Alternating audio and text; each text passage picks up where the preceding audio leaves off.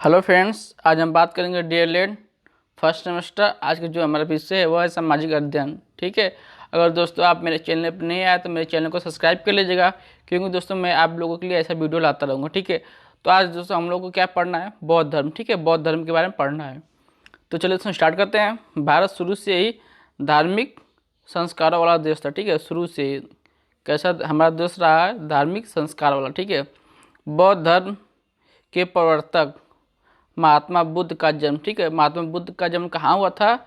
वह तराई के स्थित कपिल वस्तु के समीप लुम्बिनी ग्राम में हुआ था। ठीक है। और इनका शाक्य क्षत्रिय कुल में हुआ था, और जो इनके पिताजी थे वो क्या थे? राजा थे। ठीक है, सुद्धोधन। ठीक है। इनके बचपन का क्या नाम था? तो वो सिद्धार्थ नाम था। ठीक है। इनकी माता का नाम क्या था दोस्तों? वह महामाया था। ठीक है। इनके जन्म के 7वें दिन ही इनकी माता का निधन हो गया। ठीक है। गौतम जो बुद्ध थे उनके जन्म के 7वें दिन ही इनकी माता का निधन हो गया। अतः जो इनका पालन और पोषण कौन दोस्तों किया? वो इनकी मौसी ने किया था। ठीक है। उनका क्या नाम था? प्रजापति गौतमी। ठीक है। इसलिए वे गौतम के नाम से चर्चित थे। और दोस्तों पॉइंट देख लेते हैं। इनके जन्म पर कालदेव एवं कौंडिन्य ने भविष्यवाणी भी किया था। ठीक है। जो दो लोग इनके जन्म पे भविष्यवाणी भी किए थे कि यह तो एक चक्रवर्ती राजा बनेगा, नहीं तो एक महापुरुष बनेगा। ठीक है। बचपन से ही उनकी गंभीरता और आध्यात्मिकता के प्रति रुझान को देखकर उनके पिता शुद्धोधन ने 16 वर्ष की आयु में उनका विवाह यशोधरा नामक राजकुमारी से कर दिया। ठीक है। इनका जो अध्यात्म के रूप में इनका जो रुझान था, ये देखकर इनके पिता 16 वर्ष की आयु में इनकी विवाह एक राजकुमारी से कर देते हैं, जिसका नाम यशोधरा रहता है। ठीक है। 28 वर्ष की अवस्था में उनके एक पुत्र हुआ। ठीक है। किसका? गौतम बुद्ध का, जिसका नाम दोस्तों क्या रखा गया? राहुल रखा गया। ठीक है। इतना सभी होने पर भी इनका इनका जो मन है वह दाम्पत्य जीवन में नहीं लग रहा था। ठीक है। दाम्पत्य जीवन में नहीं लगा। सांसारिक दुखों के बंधन ने उन्हें बराबर अशांत बनाए रखा। ठीक है। जो सांसारिक दुख के जो बंधन है उससे वो हमेशा अशांत रहे। और एक दिन 29 वर्ष की आयु में गौतम ने गृह त्याग दिया। ठीक, गौतम बुद्ध ने गृह त्याग दिया। इस घटना को गौतम बुद्ध धर्म में महाभिनिष्क्रमण कहा गया। क्या दोस्तों कहा गया? महाभिनिष्क्रमण। ठीक है। गृह त्याग के पश्चात लगभग 7 वर्ष तक ज्ञान की खोज में वे इधर उधर भटकते रहे। कितना वर्ष दोस्तों? 7 वर्ष ज्ञान की खोज में। ठीक है। लगभग 35 वर्ष की आयु में वह बिहार स्थित, ठीक है, उरुवेला की सुरम वन स्थली पहुँचे। कहाँ पर दोस्तों? बिहार के। ठीक है। यहाँ पर उन्हें कौंडिन्य आदि 5 साधक मिले। ठीक है। बाद में यह उरुबेला ही बौद्ध गया के नाम से प्रचलित हुआ। कौन दोस्तों? उरुबेला। ठीक है। यही वह स्थान है जहाँ पीपल के पेड़ के नीचे गौतम बुद्ध को समाधि लगाने के 49वें दिन ज्ञान की प्राप्ति हुई। ठीक है। कितना दिन दोस्तों? वो 49वें दिन ज्ञान की इन्हें प्राप्ति हुई। तभी से वे बुद्ध तथा पीपल के पेड़ बोधि वृक्ष के नाम से भी जाने लगा। ठीक है। इन्हें कहाँ पे ज्ञान की प्राप्ति हुई थी? तो वो पीपल के पेड़ के नीचे हुआ था। ठीक है। नेक्स्ट पॉइंट देखेंगे दोस्तों। ज्ञान प्राप्ति के पश्चात महात्मा बुद्ध ने, ठीक है, जब इन्हें ज्ञान की प्राप्ति हो गई उसके बाद इन्होंने वाराणसी के समीप सारनाथ में अपने 5 शिष्य, ठीक है, जो कि जाति के ब्राह्मण थे, को पहला बार उपदेश दिया। ठीक है। पहला इन्होंने उपदेश दिया था। बुद्ध का यह प्रथम उपदेश बौद्ध परंपरा में धर्म चक्र प्रवर्तन के नाम से जाने लगा। ठीक है। कौन सा जो इनका पहला था उपदेश? वह धर्म चक्र प्रवर्तन के नाम से जाने लगा। ठीक है। इसके पश्चात उन्होंने कई राज्यों जैसे दोस्तों मगध हुआ, कौशल, कौशाम्बी आदि का भ्रमण किया और वहाँ उपदेश दिए। उन्होंने मगध को अपना प्रमुख प्रचार केंद्र बनाया। किसको दोस्तों? मगध को प्रमुख प्रचार केंद्र। ठीक है, अब नेक्स्ट पॉइंट में दोस्तों देख लेते हैं। महात्मा बुद्ध के उपदेश इतने प्रभावी थे कि अनेक शासक जैसे मगध का शासक बिंबिसार, कौशाम्बी का उदयन तथा कौशल को प्रसेनजित बुद्ध ने अनुयायी बन गए। ठीक है, बुद्ध के अनुयायी ये सब राजा बन गए। बुद्धत्व प्राप्ति के पश्चात बुद्ध ने अपना संपूर्ण जीवन बौद्ध धर्म के प्रचार प्रसार में लगा दिया। ठीक है, अपना पूरा संपूर्ण जीवन किस में लगा दिया? बौद्ध धर्म के प्रचार प्रसार में। ठीक है, 483 ईसा पूर्व में जब बुद्ध लगभग 80 वर्ष के थे, उनका निधन कहाँ हुआ दोस्तों? वो कुशीनगर में हुआ। ठीक है, बुद्ध के निधन की घटना को बौद्ध परंपरा में क्या नाम दिया गया? वह महापरिनिर्वाण के नाम से जाने जाने लगा। ठीक है, और देख लेते हैं बौद्ध धर्म के सिद्धांत के बारे में। महात्मा बुद्ध ने अपने सिद्धांतों का प्रचार मौखिक रूप से ही किया। ठीक है, जो इन्होंने प्रचार किया था वो कैसे किया था दोस्तों? वो मौखिक रूप से किया था।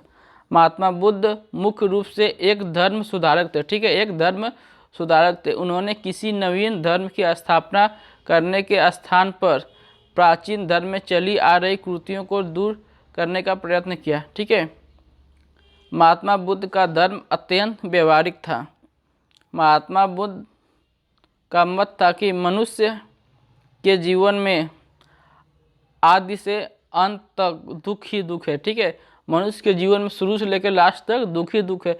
अतः दुख से मुक्ति होने के लिए उन्होंने कुछ सिद्धांत बनाए। ठीक है, तो उस पर दोस्तों हम लोग चर्चा करेंगे। ठीक है, दुख समुदाय और दुख निरोध मार्ग। ठीक है, इन सब पे हम लोग चर्चा करेंगे। तो इनका जो सिद्धांत था उसके बारे में देख लेते हैं। पहला क्या था? 4 आर्य सत्य। ठीक है, दूसरा क्या था? अष्टांगिक मार्ग एवं 10 शील। और तीसरा क्या दोस्तों? वह क्षणिकवाद।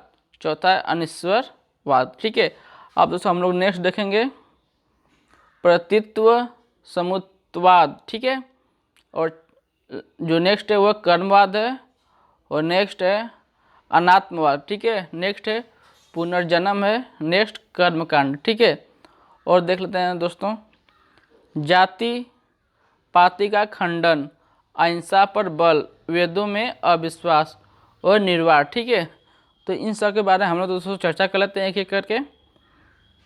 पहला है 4 आर्य सत्य। ठीक है, इसमें क्या इन्होंने कहा है कि 4 आर्य सत्य हैं। ठीक है, दुख है, दुख समुदाय है, दुख निरोध है और दुख निरोध मार्ग है। ठीक है, तो सबसे पहले इसमें हम दुख को देख लेते हैं। महात्मा बुद्ध के अनुसार जीवन में दुख ही दुख है। ठीक है, किसके अनुसार? महात्मा बुद्ध के अनुसार जीवन दुख ही दुख से भरा है। अतः क्षणिक सुखों को सुख मानना और दूरदर्शिता है। ठीक है, जो क्षणिक सुख मिलते हैं उसको सुख मानना क्या है? अदूरदर्शिता है। ठीक है, अब दोस्तों हम लोग नेक्स्ट पॉइंट देखेंगे दुख समुदाय। ठीक है, महात्मा बुद्ध के अनुसार दुख का कारण तृष्णा। ठीक है, इनका जो मानना है कि दुख क्या है? दुख का जो कारण वह तृष्णा है। इंद्रियों को जो वस्तु प्रिय लगती हैं उसको प्राप्त करने की इच्छा ही तृष्णा है। तृष्णा क्या दोस्तों? जो आपकी जो इंद्रियां पांचों उसको प्राप्त करने में जो भी आपकी इच्छा है वही क्या है? तृष्णा है। तृष्णा का कारण दोस्तों क्या? अज्ञान है, मतलब आप ज्ञान से परे हैं। अब नेक्स्ट दुख निरोध। ठीक है, इसके बारे में देख लेते हैं। महात्मा बुद्ध के अनुसार दुखों से मुक्त होने के लिए उसके कारणों का निवारण आवश्यकता है। ठीक है, मतलब जो दुख है ना उससे मुक्त होने के लिए जो दुख का कारण है उसका जो निवारण करना बहुत ही आवश्यक है। अतः तृष्णा पर विजय प्राप्त करने से दुखों से मुक्ति प्राप्त की जा सकती है। जो तृष्णा है उस पर अगर विजय पा लेंगे तब आप दुख से मुक्ति पा सकते हैं। दुख निरोध मार्ग। ठीक है, महात्मा बुद्ध ने अपने अनुसार, ठीक है, महात्मा बुद्ध के अनुसार दुखों से मुक्ति होने अथवा निर्वाण प्राप्त करने के लिए जो मार्ग है उसे कौन सा मार्ग कहा गया है? अष्टांगिक मार्ग। ठीक है, 8 मार्गों का पालन करने से दुख का नाश होता है। तो चलिए देख लेते हैं अष्टांगिक मार्ग। ठीक है, ये मार्ग इस प्रकार से 8 मार्ग पर हैं, देख लेते हैं। पहला है सम्यक दृष्टि, ठीक है, मिथ्या दृष्टि को त्याग कर यथार्थ स्वरूप पर ध्यान देना चाहिए, ठीक है। दूसरा है सम्यक संकल्प, दूसरों के प्रति द्वेष एवं हिंसा का परित्याग करने का संकल्प लेना चाहिए, मतलब दूसरों के प्रति हम लोग हिंसा नहीं करेंगे, इसका परित्याग करने का व्यक्ति को संकल्प लेना चाहिए। नेक्स्ट देख लेते हैं सम्यक वाक, ठीक है, झूठे अप्रिय एवं निंदा वचन नहीं बोलना चाहिए, ठीक है, झूठे वचन और निंदा वचन ये सब नहीं बोलना चाहिए। सम्यक कर्मांत, ठीक है, उसके बारे में देख ले। अहिंसा एवं इंद्रियां संयम ही संपक कर्मांत है, ठीक है, मतलब अहिंसा और इंद्रियां, ठीक है। नेक्स्ट देखेंगे दोस्तों हम लोग सम्यक आजीविका, ठीक है, मनुष्य के जीविकोपार्जन के लिए पवित्र रास्ता चुनना चाहिए, मतलब अच्छा रास्ता चुनना चाहिए जीवन को चलाने के लिए, ठीक है। नेक्स्ट पॉइंट दोस्तों हम लोग देखेंगे सम्यक व्यायाम, शुद्ध ज्ञान युक्त प्रयत्न जिसे धर्म की दृष्टि उत्पन्न हो, सम्यक व्यायाम कहलाता है, ठीक है। सम्यक स्मृति, इसके अंतर्गत निरंतर चेतन रहने की आवश्यकता पर बल दिया जाता है, ठीक है। कैसे दोस्तों, निरंतर चेतन रहने पर।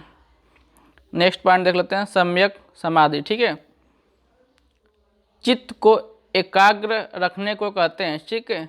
सम्यक समाधि प्राप्त करने पर मनुष्य निर्वाण प्राप्त कर लेता है, ठीक है। अब इसमें इनका एक और पॉइंट देख लेते हैं 10 सील, ठीक है, प्रशिक्षु 10 सील के बारे में चर्चा कर स्पष्ट करें, ठीक है। आप लोगों को स्पष्ट करना है कि महात्मा बुद्ध ने मनुष्य के जीवन पर परम लक्ष्य निर्वाण प्राप्त किया। इस निर्वाण प्राप्ति हेतु महात्मा बुद्ध ने आचरण की शुद्धता पर विशेष बल दिया है। आचरण की शुद्धता हेतु उन्होंने 10 सीलों के पालन को आवश्यक बताया, ठीक है। कौन कौन से हैं उसके बारे में देख लेते हैं।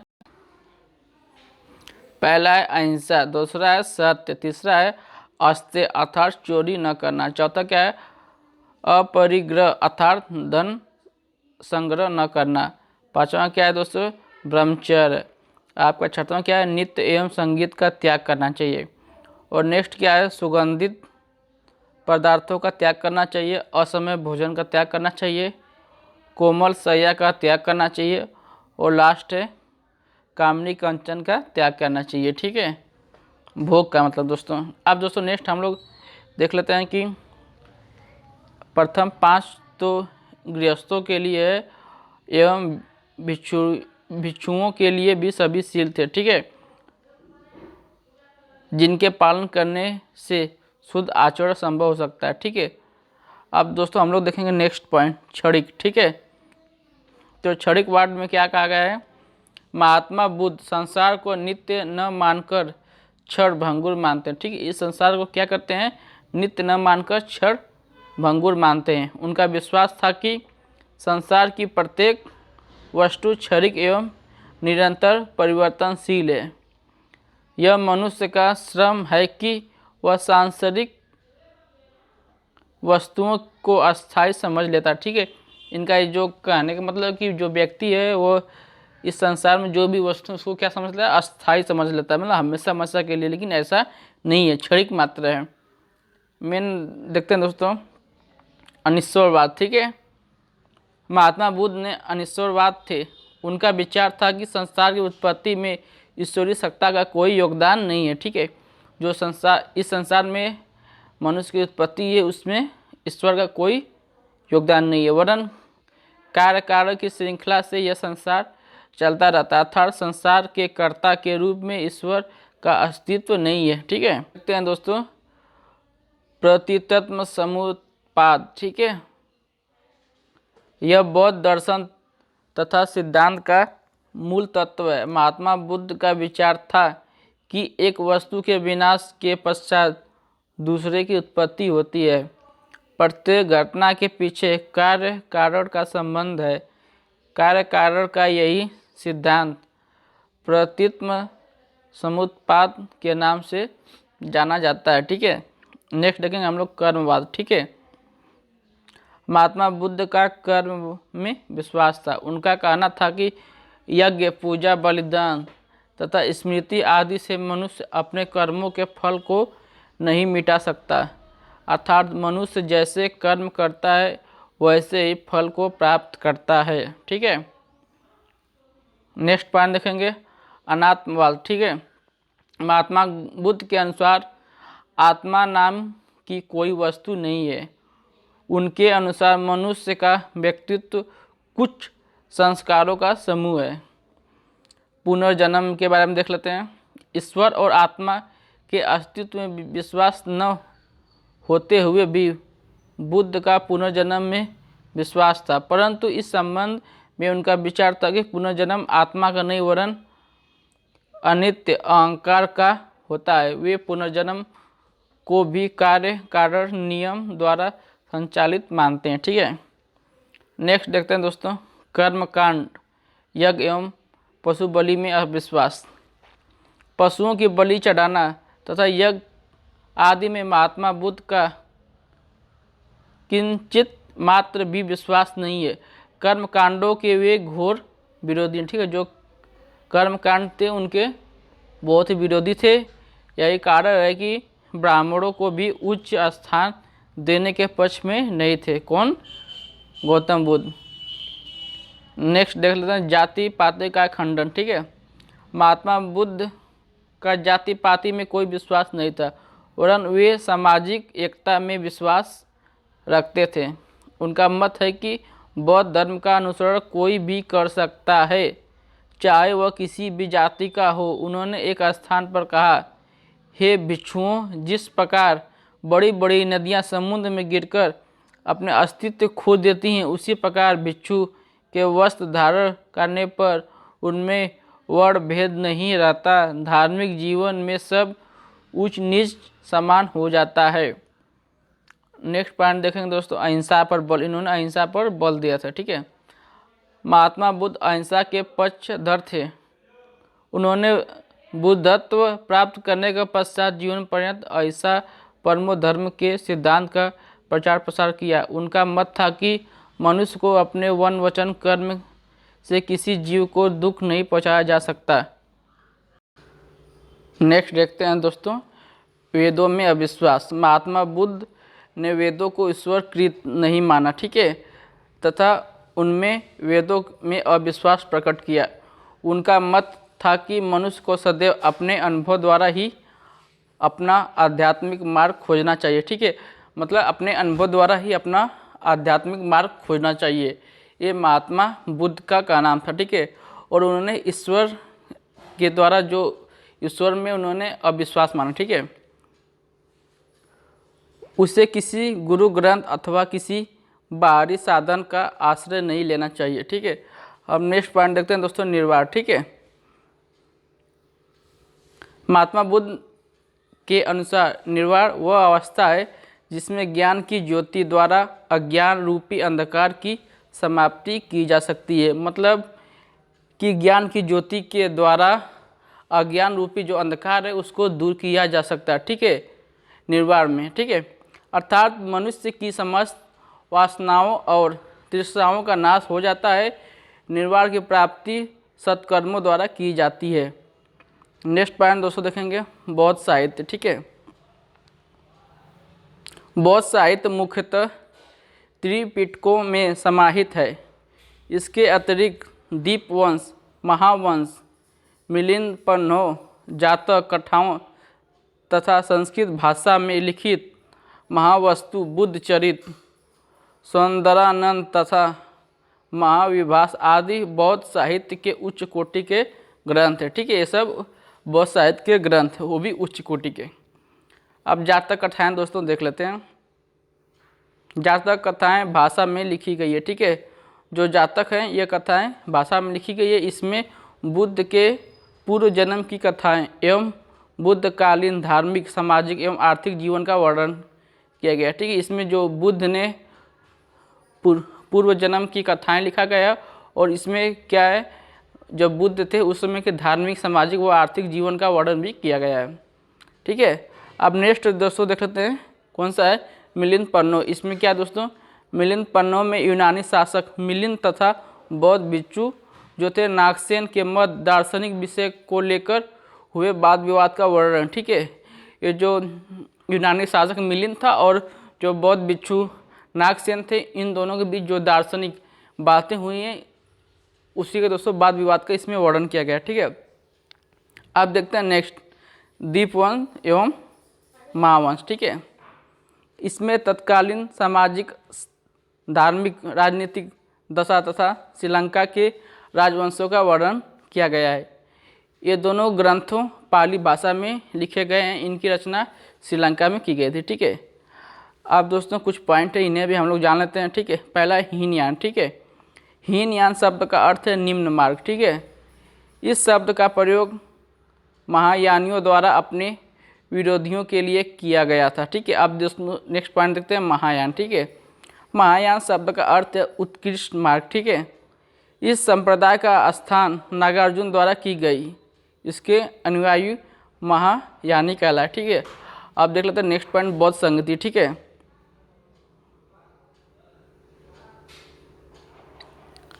बौद्ध धर्म की व्याख्या हेतु बौद्ध सभाओं का आयोजन किया गया। ठीक है, बौद्ध सभा का आयोजन किया गया जिन्हें बौद्ध संगीति के नाम से जाना जाता है। बौद्ध धर्म की व्याख्या हेतु 4 बौद्ध संगीतियाँ का आयोजन किया गया है। तो चर्चा करते हैं कि इन 4 बौद्ध समितियों का आयोजन किसने और कब किया था। ठीक है, तो देख लेते हैं दोस्तों, प्रथम जो बौद्ध संगति है वो कब हुआ था, महात्मा बुद्ध के निर्वाण प्राप्त कर लेने के कुछ समय पश्चात। ठीक है, 483 ईसा पूर्व में, किसके शासनकाल में, अजातशत्रु के शासनकाल में बिहार स्थित राजगिरी के सप्तपदी गुहा में प्रथम बौद्ध संगति का आयोजन किया गया था। ठीक है, इस संगति में बुद्ध के उपदेश को 2 पिटक, कौन कौन से थे, विनय पिटक और सुत्त पिटक में संकलित किया गया। ठीक है, आप दोस्तों हम लोग देखेंगे सेकेंड या द्वितीय बौद्ध संगति। ठीक है, बौद्ध भिक्षुओं में उत्पन्न आपसी मत भेदों को दूर करने के लिए महात्मा बुद्ध के निर्वाण में, ठीक है, लगभग 100 वर्ष 383 ईसा पूर्व चुलबंग मतलब वैशाली में किसके शासनकाल में, कालाशोक के शासनकाल में द्वितीय बौद्ध संगति का आयोजन किया गया था। ठीक है, हम दोस्तों देखेंगे तृतीय या तीसरा बौद्ध संगति। ठीक है, तृतीय संगति का आयोजन मौर्यवंशी शासक, ठीक है, जो मौर्य वंश के शासक और सम्राट अशोक थे, उनके शासनकाल में 250 ईसा पूर्व में पाटलिपुत्र में किया गया था। इस संगति में लगभग 1000 भिक्षुओं ने भाग लिया था। ठीक है, अब हम लोग दोस्तों देखेंगे नेक्स्ट चतुर्थ बौद्ध संगति। यह दोस्तों किसके शासनकाल में हुआ था, यह कुषाण वंशी जो शासक हैं कनिष्क, इनके शासनकाल में यह हुआ था। ठीक है, द्वितीय शताब्दी में ईस्वी में कश्मीर के कुंडल वन में किया गया है। इस संगति की अध्यक्षता कौन कर रहे थे दोस्तों, वो वसुमित्र ने किया था।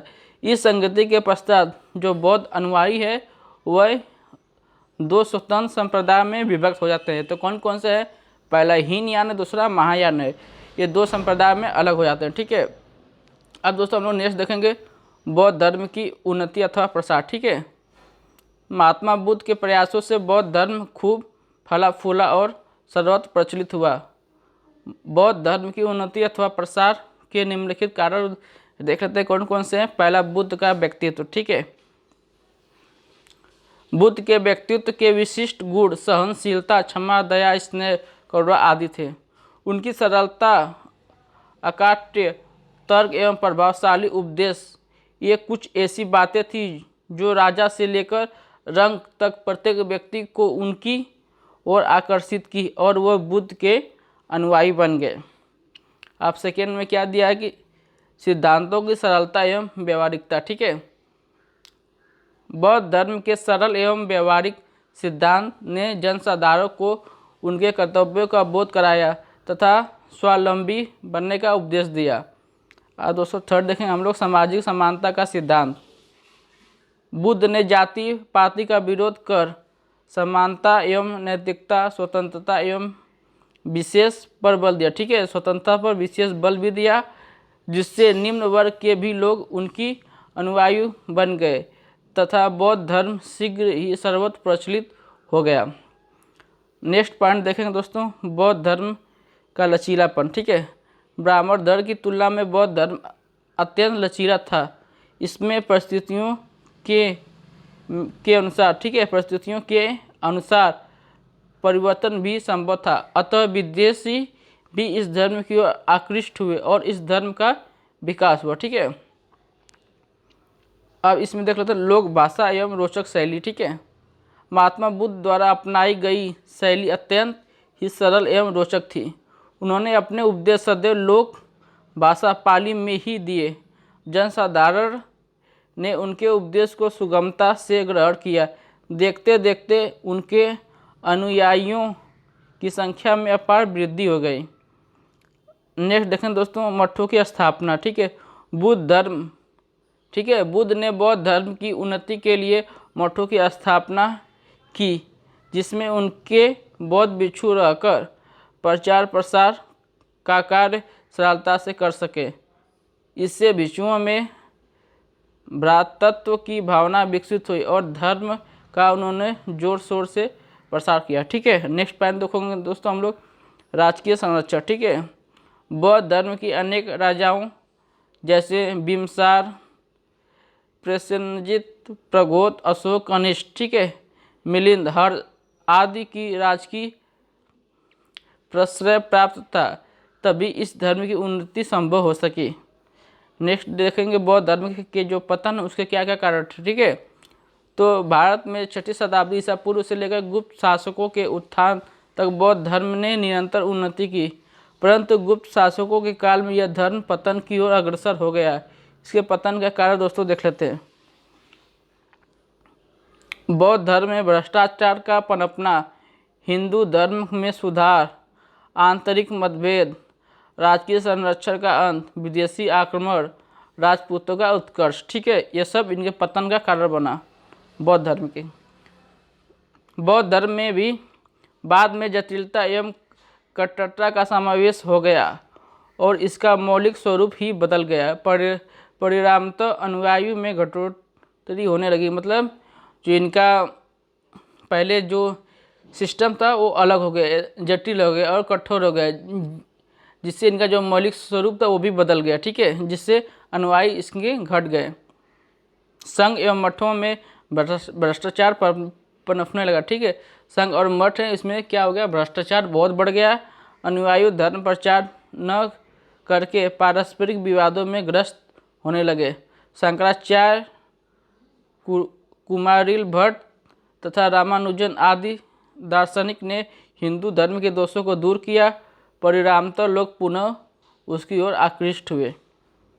उसके बाद दोस्तों शुंग, कौरव, आंध्र, सातवाहन शासकों ने ब्राह्मण धर्म को संरक्षण दिया, बौद्ध धर्म को नहीं। ठीक है, नेक्स्ट पॉइंट दोस्तों देखेंगे, विदेशी आक्रमणों ने बौद्ध संस्कृति के प्रतीक मठों विहारों को नष्ट कर दिया, जिससे यह धर्म शीघ्र ही लुप्त हो गया, प्रायः खत्म हो गया। ठीक है, सम्राट हर्ष के बाद राजपूत शक्ति का उदय हुआ। राजपूत बौद्ध धर्म के अहिंसावादी सिद्धांत के विरोध थे, अतः ये बौद्ध धर्म के पतन का प्रमुख कारण बने।